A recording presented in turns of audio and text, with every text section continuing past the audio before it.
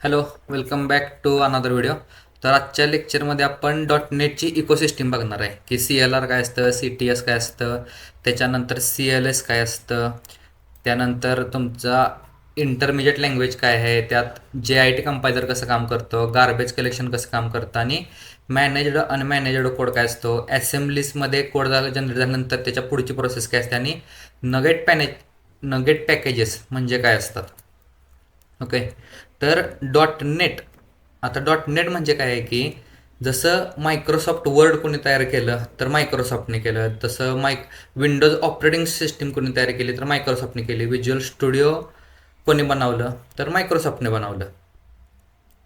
तसं इतकं मोठं सॉफ्टवेअर कंपनी इतकी सॉफ्टवेअर कशाने बनवले जातात तर त्याला एक प्लॅटफॉर्मबद्दल आपण आज एक शिकणार आहे की प्लॅटफॉर्म काय असतं. की डॉट नेट हा एक प्लॅटफॉर्म आहे. Okay, not is framework. Dot net काय आहे की एक प्लॅटफॉर्म आहे. त्याच्यामध्ये आपण ASP.NET मध्ये आपण कोर वेब API बनवू शकतो किंवा आपण डेस्कटॉप ॲप्लिकेशन बनवू शकतो किंवा ॲझोर सारख्या टेक्नॉलॉजीमध्ये आपण क्लाउड कॉम्प्युटिंग करू शकतो. ओके. व्हॉट इज डॉट नेटची एक डेफिनेशन आहे की dot net is a free open source cross platform software development platform created by Microsoft for building modern applications. आता याचा एक एक शब्दानुसार आपण एक समजून घेऊ. इथं डेफिनेशन टाईप करतो. Okay. Milind sir okay. Hello. Okay.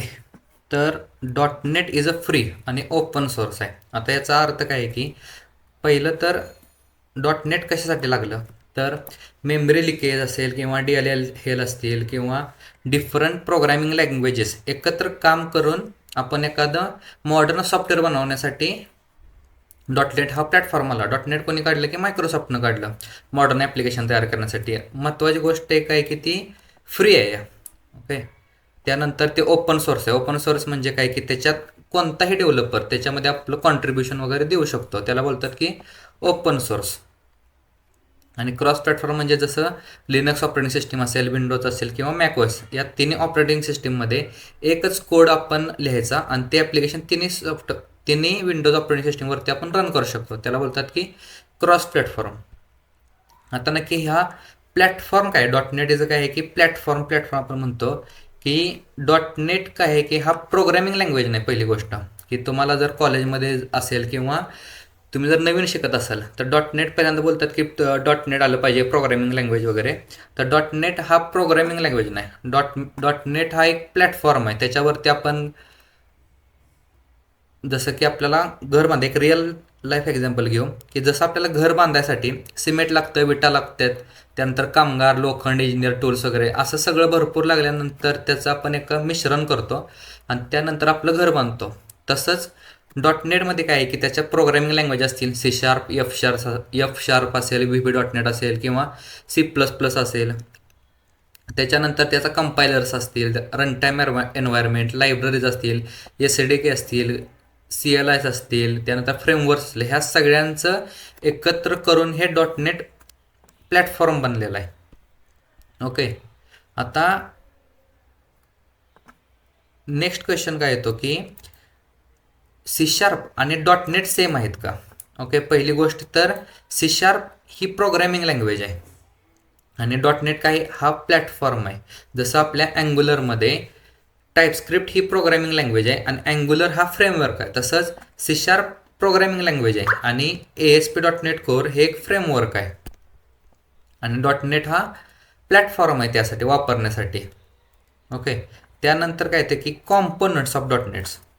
Components म्हणजे काय, त्याचं CLR असेल, रनटाईम असेल किंवा SDK, CLI, कंपायलर्स असतील, त्याचे लायब्ररीज, नगेट, ASP.NET कोर, अशा पद्धतीने आपण बघणार आहे की त्याचं कॉम्पोनंट्स ऑफ डॉट नेटमध्ये काय काय येतं. ओके.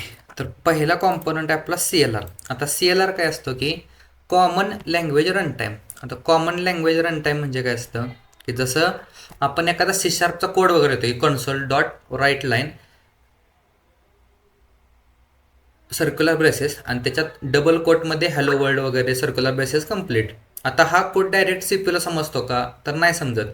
मग त्या सीपीयूला समजण्यासाठी आपल्याला मशीन लँग्वेजमध्ये कोड तो आपल्याला कंपाईल करायला लागतो. मग त्याच्यासाठी जो आपला कोड सीपीयू पर्यंत पोहोचवतो तो असतो CLR, की कॉमन लँग्वेज रन टाइम. इथे त्याची डेफिनेशन पण आहे की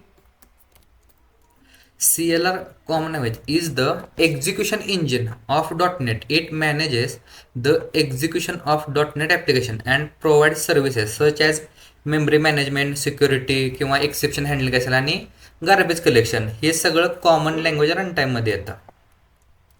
जसं की आपला .NETचा रन टाईम इंजिन तो .NETचा प्रोग्राम चालवतो आणि memory security, exception, garbage collection असेल ना, यासारख्या सर्व्हिसेस आपल्याला प्रोव्हाइड करतो. ते कोणाचं काम आहे की कॉमन लँग्वेज रन टाईम.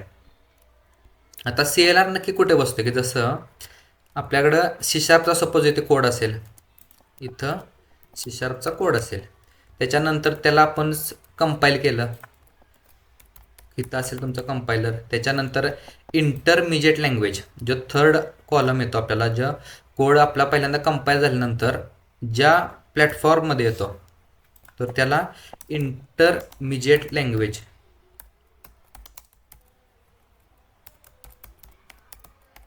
आणि इंटरमिजिएट लँग्वेजेस म्हणजे काय असतं की तुमची .dll किंवा .exe जी फाईल असते ना त्याला इंटरमिजिएट लँग्वेज बोलतात. त्याच्यानंतर येतो की तुमचं CLR. ज्या डिपेंडन्सी वगैरे आपल्याला लागतात ना त्यानंतर येतो की JIT कंपायलर. आणि त्याच्यानंतर येतो JIT कंपायलर नंतर लास्ट वन की मशीन कोड, जो तुमचा 0-1 बायनरीमध्ये असतो ना तो वाला मशीन कोड. आणि लास्टला येतो मशीन कोड नंतर आपला CPU. अशी आपली एक्झिक्युशन प्रोसेस आहे. ओके. आता CLRच्या रेस्पॉन्सिबिलिटी काय काय असतात, की प्रोग्राम एक्झिक्युशन करणे किंवा मेमरी मॅनेजमेंट करणे. ऑब्जेक्ट तयार झाला की त्याला मेमरी वगैरे ॲलोकेशनचं काम काय असतं की तो CLR करतो. आणि मेमरी ॲलोकेशन कुठे होते तर हिप सेक्शनमध्ये होते. त्यानंतर CLRमध्येच गार्बेज कलेक्शन असेल किंवा एक्सेप्शन हँडलिंग वगैरे असेल, त्यानंतर सिक्युरिटी मॅनेज करणं, थ्रेड मॅनेज करणं किंवा टाईप सेफ्टी असेल, हे सगळं कोण करतं की तुमचा CLR करतो. आता CLR नंतर काय येतं की JIT कंपायलर. CLR काय करतो, त्याचं जे एक्झिक्युशनचं काम असेल, जे सगळं कोड मॅनेज करायचं काम असेल, त्याची जी प्रोसेस झाली त्याच्यानंतर जे काम येतं ते JIT कंपायलरचं काम येतं. ओके. तर JIT कंपायलर म्हणजे काय आहे की नक्की JIT म्हणजे काय की just in time compiler converts intermediate language. आता इंटरमिजिएट लँग्वेज म्हणजे काय की जो आपला बाईट कोडमध्ये आपलं कन्वर्जन होतं ना किंवा .dll वगैरे .exe, त्या बाईटमध्ये कन्वर्ट करायचं काम आपलं JIT कंपायलर करतो. आणि ती एक्झिक्युशन, ती जी EXE आहे CPU पर्यंत न्यायची जी प्रोसेस असते JIT कंपायलरची, तो असेंबलर करतो. म्हणजे थोडक्यात काय झालं की JIT मधून आपल्याला कंपाईल झालेला कोड आपल्याला असेंब्ली लँग्वेजमध्ये कोड भेटतो. आणि असेंब्ली लँग्वेज डायरेक्ट आपली CPU इन्स्ट्रक्शन्स वगैरे असतील ते आपल्याला करून देते. असा हा सगळा फ्लो आहे. JIT असेल किंवा त्याचं इथं मेन डायग्राम मी काढलेली आहे लास्ट लेक्चरला.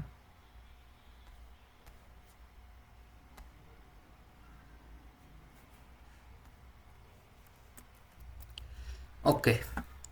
तर ही जर डायग्राम बघितली तर इथं पहिल्यांदा काय आहे की सपोज आपण आता डेव्हलपर आहे, तर पहिल्यांदा आपण काय करू शकतो की C#मधला जो कोड आहे तो आपण ज्यावेळेस आपल्याला कोड लिहिणार, जसं की hello.world असेल किंवा .cs ची फाईल आपण कंपाईल करणार, तर कंपायलर काय करतो की CSC की इंटरमिजिएट लँग्वेजमध्ये आपल्याला कोड कन्वर्ट करून देतो. इंटरमिजिएट लँग्वेज म्हणजे काय की जो कोड नेटिव्ह कोड असतो, आपला कोड लिनक्समध्ये पण चालतो, मॅकओएसमध्ये पण चालतो किंवा विंडोजमध्ये पण चालतो, त्याच्यानंतर जी एक्झिक्युशन प्रोसेस तो .dll किंवा .exe मध्ये कन्वर्ट केल्यानंतर असेंब्लीमध्ये जातो. आता असेंब्लीमध्ये म्हणजे जसं काय, त्या असेंब्ली कोडमध्ये इंटरमिजिएट लँग्वेजचा कोड, मेटा डेटा असू शकतो, त्यात मॅनिफेस्ट फाईल्स असू शकतात किंवा रिसोर्सेस असू शकतात. त्यानंतर 5वी प्रोसेस येते की तुमचा जो कोड आहे तो CLRकडे जातो. आता CLR काय की कॉमन लँग्वेज रन टाईम. आता कॉमन लँग्वेज रन टाईम म्हणजे काय की त्याचं क्लास लोड करणं काम असेल किंवा सिक्युरिटी मॅनेज करणं, गार्बेज कलेक्शन असेल, एक्सेप्शन हँडलिंग असेल, हे सगळं जे काम करायचं ते कॉमन लँग्वेज तुमचा CLR करतो. ओके. CLR नंतर जो कोड आहे तो आपला की इंटरमिजिएट लँग्वेजमधून नेटिव्ह कोडमध्ये जातो. नेटिव्ह कोड म्हणजे तुमचा कोड मशीन कोडमध्ये ट्रान्सफर होतो. 0, 1, A वगैरे असतात ना, तशा टाईपमध्ये तुमचा मशीन कोडमध्ये जातो. आता जो तुमचा कन्वर्ट झालेला जो कोड आहे तो तुम्हाला CPU इन्स्ट्रक्शन तुम्ही देऊ शकता की CPU इन्स्ट्रक्शन दिल्यानंतर तुम्हाला जो डिस्प्ले काय ॲप्लिकेशन कसं डिस्प्ले करायचं आहे तो तुमचा फायनल कोड असणार आहे. त्याच्यानंतर काय काय आता हे कॉमन टाईप सिस्टीम. आता कॉमन ह्या थोड्या थोड्या कन्सेप्ट आहेत की कॉमन टाईप सिस्टीम म्हणजे काय की ज्या पण तुमच्या डेटा टाईप्स असतात, जसं की इंट असेल, स्ट्रिंग असेल, बुल, डबल, ऑब्जेक्ट किंवा डेसिमल. आता ज्यावेळेस .NET प्लॅटफॉर्म बनला तर .NET प्लॅटफॉर्म काय केलं की कॉमन टाईप सिस्टीम वापरली. आता कॉमन टाईप सिस्टीम म्हणजे काय की C# मधला कोड तुमचा VB.NETला चालतो, F# मधला कोड तुमचा VB.NET चालतो, VB.NETचा कोड तुमचा C#ला चालतो. आता हे कधी झालं की .NET कोर आलं त्यावेळेस हे सगळं चालायला लागलं. त्याच्या अगोदर त्यांना प्रॉब्लेम लक्षात आला की आपण ह्या मल्टिपल लँग्वेजेस ॲड केल्यात, पण याचा कोड त्याला आणि त्याचा कोड याला असं चालतच नव्हतं. त्यानंतर काय झालं की CLS आणलं त्याने. आता CLS म्हणजे काय की कॉमन लँग्वेज स्पेसिफिकेशन.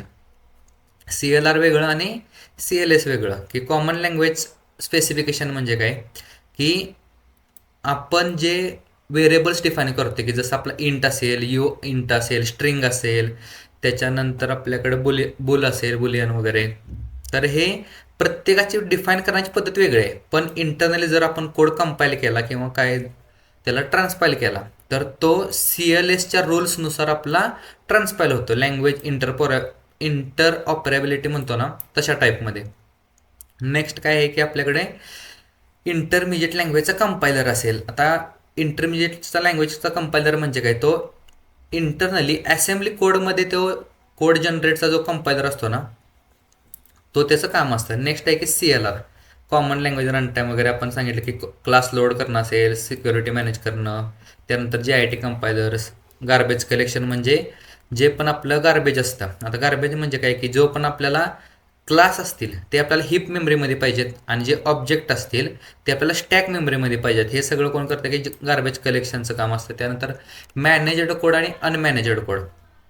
आता मॅनेजड कोड म्हणजे काय की ज्याला CLR वॉर्निंग देत नाही तो झाला तुमचा मॅनेजड, आणि CLR ज्या तुमच्या कोडला वॉर्निंग देतो तो झाला तुमचा अनमॅनेजड कोड. तिथं तुमची सिक्युरिटी ब्रीच होण्याचं म्हणा किंवा मेमरी मॅनेजमेंट लीक होण्याचं हे सगळं काम काय होतं की अनमॅनेजड कोड होतं. जसं की C++चा कोड तुम्ही .NETमध्ये जर लिहिला तर तुम्हाला डेव्हलपर साईडनं तुम्हाला तो मॅनेज करावा लागतो. जसं की आपण एखादा ऑब्जेक्ट बनवला तर तो ऑब्जेक्ट तुम्हाला डिलीट करायचं काम वगैरे, किंवा त्याला मेमरी देण्याचं काम, किंवा त्याला पॉईंटर जर डिक्लेरेशन असेल तर त्याला नल पॉईंटर असाइन करणे, हे सगळं काम डेव्हलपर साईडला करायला लागतं. त्यानंतर तुमचं असेंब्ली वगैरे. असेंब्ली म्हणजे काय की तुम्ही ज्यावेळेस बिल्ड बनवता तर तो कोड तुमचा कोणत्या फोल्डरमध्ये येतो की तुमचा बिन फोल्डरमध्ये, डिबगमध्ये तुमचा जो फोल्डर असेल .NET 8, 9, 7 ज्या तुम्ही .NETच्या रन टाईममध्ये बनवत असाल, ओके, ती तुमची DLL वगैरे त्या फोल्डरमध्ये बनते. त्यानंतर नगेट पॅकेज मॅनेजर. आता नगेट पॅकेज मॅनेजर काय की जसं आपल्याला लायब्ररीज लागतात अँग्युलरमध्ये, जसं आपल्याला एक्सेलचं जर काही काम असेल तर आपल्याला एक्सेलची लायब्ररी लागते, किंवा आपल्याला बूटस्ट्रॅप इन्स्टॉल करायचं असेल तर आपण बूटस्ट्रॅप इन्स्टॉल करू शकतो. तसं .NETमध्ये NuGet packager manager, similarity NuGet packager manager आहे. त्या लायब्ररीज असतात जसं की आपल्याला न्यूटन सॉफ्ट जेसन असेल, किंवा सेरिलॉग असेल, किंवा एंटिटी फ्रेमवर्क असेल, त्यानंतर ॲटोमॅपर असेल, डॅपर असेल, अशा लायब्ररीज आपल्याला कोण देतं की नगेट पॅकेज मॅनेजर. ओके. आणि इथं लास्टला ही कंपायलेशनचं फुल प्रोसेस दिल्या, ती पण तुम्ही बघून घ्या. व्हिडिओ आवडला तर लाईक करा, सबस्क्राईब करा, आणि टॅलेंट टीचला फॉलो करा, LinkedIn, Instagram. आता नेक्स्ट लेक्चरपासून आपण ॲक्च्युअल कोड, आता हे झालं सगळे फंडामेंटल्स. नेक्स्ट लेक्चरपासून आपण C# चालू करणार आहे. भेटूया नेक्स्ट लेक्चरला.